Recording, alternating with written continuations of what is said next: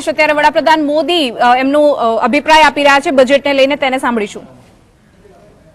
Middle class से लेकर के श्रमिकों तक, किसान उन्नति से लेकर कारोबारियों की प्रगति तक, इनकम टैक्स रिलीफ से लेकर इंफ्रास्ट्रक्चर तक, मैन्युफैक्चरिंग से लेकर एमएसएमई सेक्टर तक, हाउसिंग से लेकर हेल्थ केयर तक, इकोनॉमी को नई गति से लेकर न्यू इंडिया के निर्माण तक सबका ध्यान इस बजट में रखा गया है।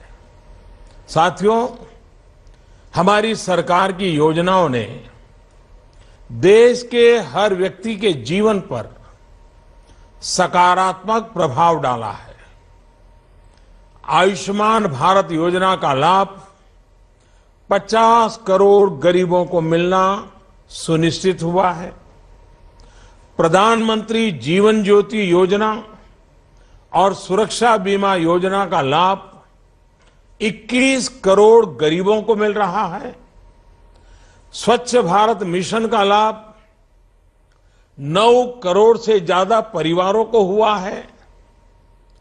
उज्ज्वला योजना के तहत 6 करोड़ से ज्यादा परिवारों को मुफ्त गैस कनेक्शन मिला है। प्रधानमंत्री आवास योजना की वजह से 1.5 करोड़ परिवारों को उनके अपने पक्के घर मिले हैं। अब इस बजट में 12 करोड़ से ज्यादा किसानों को,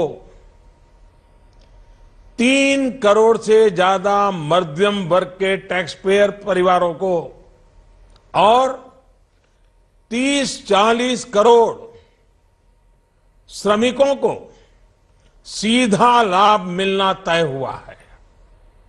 साथियों, सरकार के प्रयासों से आज देश में गरीबी रिकॉर्ड गति से कम हो रही है।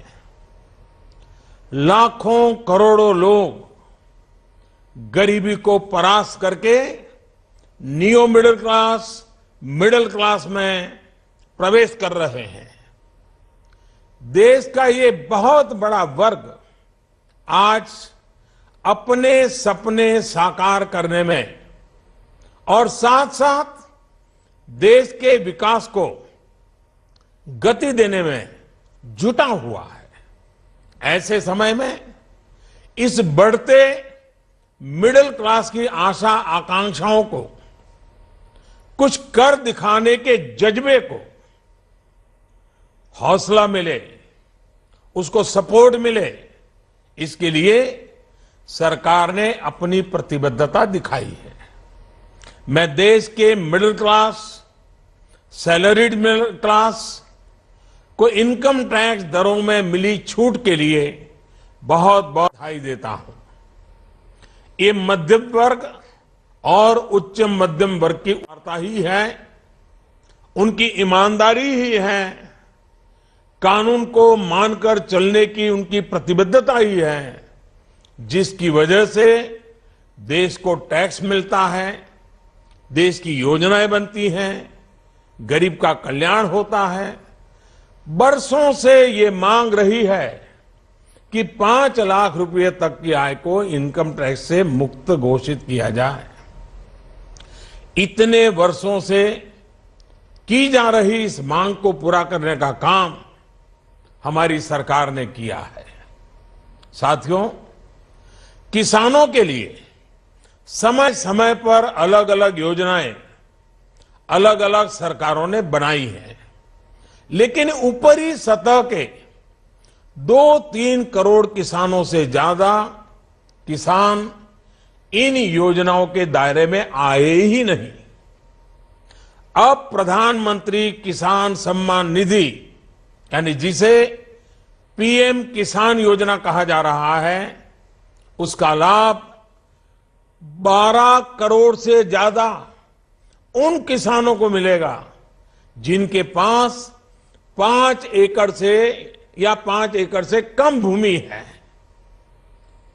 एक प्रकार से आजादी के बाद देश के इतिहास में किसानों के लिए बनी ये सबसे बड़ी योजना है। हमारी सरकार किसानों के लिए एक के बाद एक ठोस कदम उठा रही है। पशुपालन, गौ संवर्धन, मछली पालन जैसे ग्रामीण जीवन और कृषि जीवन से जुड़े अहम क्षेत्रों का भी इस बजट में विशेष ध्यान रखा गया है। राष्ट्रीय कामधेनु आयोग और मछली पालन का अलग डिपार्टमेंट करोड़ों किसानों को अपनी आजीविका बढ़ाने में मदद करेगा, मछुआरों की मदद करेगा। हमारा ये पूरा प्रयास है कि किसान को सशक्त करके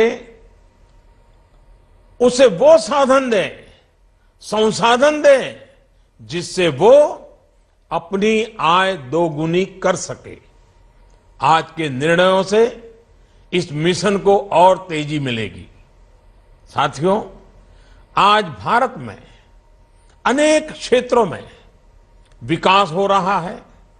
नए नए प्रकार के क्षेत्रों में, नए नए विस्तारों में, नए नए प्रकार की योजनाओं में प्रगति हो रही है और इन क्षेत्रों में काम करने वाले लोगों की संख्या भी निरंतर बढ़ती जा रही है। लेकिन असंगठित क्षेत्र के श्रमिकों, मजदूरों, अनऑर्गेनाइज्ड लेबर, जिसमें घर काम करने वाले लोग हों या खेतहर मजदूर हो या ठेले चलाने वाले लोग हो, ऐसे समाज का एक बहुत बड़ा तबका है। मेरे भाइयों बहनों, इन मेरे बंधुओं की चिंता कभी नहीं की गई। उन्हें उनके नसीब पर छोड़ दिया गया। हमारे देश में इनकी संख्या, अनऑर्गेनाइज्ड लेबर की संख्या करीब करीब 40-42 करोड़ है। उनके लिए प्रधानमंत्री श्रम योगी मानधन योजना उनके जीवन के उत्तरार्ध 60 वर्ष की आयु के बाद की जिंदगी के लिए बहुत बड़ा संबल होगी। उन्हें आयुष्मान भारत योजना, प्रधानमंत्री जीवन ज्योति योजना, प्रधानमंत्री सुरक्षा बीमा योजना, प्रधानमंत्री आवास योजना जैसी अनेक योजनाओं का लाभ तो मिलेगा ही, बुढ़ापे में रोजमर्रा की जिंदगी गुजारने के लिए पेंशन भी मिला करेगा। भाइयों और बहनों, हमारी सरकार देश के हर उस नागरिक को विकास की मुख्य धारा से जोड़ने का प्रयास कर रही है जो अब भी कुछ कारणों से विकास का पूरा लाभ नहीं ले पाए हैं।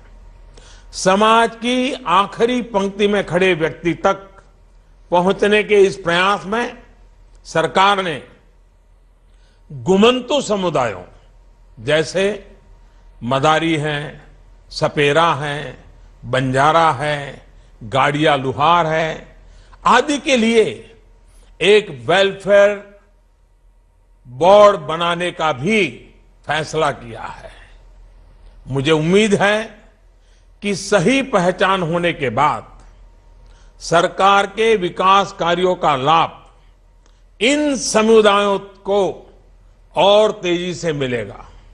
साथियों, व्यापारी वर्ग के लिए, ट्रेडर्स के लिए कोई मंत्रालय हो, उस विचार से एक नई व्यवस्था का विकसित करने की दिशा में हम आगे बढ़े हैं। देश के व्यापारी वर्ग, ट्रेडर्स और अनेक कर्मचारियों की आवश्यकताओं को समझते हुए उनकी जरूरतों को पूरा करने के लिए डीआईपीपी को रिस्ट्रक्चर करके उसे विशेष जिम्मेदारी दी गई है। अब ये विभाग department for promotion of industries and internal trade के नाम से जाना जाएगा। मुझे प्रसन्नता है कि अगले दशक के अंत तक की आवश्यकताओं को और लक्ष्यों को ध्यान में रखते हुए भी इस बजट में योजनाओं को समाहित किया गया है। ये बजट गरीब को शक्ति देगा, किसान को मजबूती देगा, श्रमिकों को सम्मान देगा, मिडिल क्लास के सपनों को साकार करेगा, ईमानदार टैक्स पेयर का गौरवगान करेगा, ट्रेडर्स को सशक्त करेगा, इंफ्रास्ट्रक्चर निर्माण को गति देगा, अर्थव्यवस्था को नया बल देगा, देश का विश्वास मजबूत करेगा। ये बजट न्यू इंडिया के लक्ष्यों की प्राप्ति में देश के 130 करोड़ लोगों को नई ऊर्जा देगा। ये बजट सर्वव्यापी, सर्वस्पर्शी, सर्वसमावेशी है, सर्वोत्कर्ष को समर्पित है।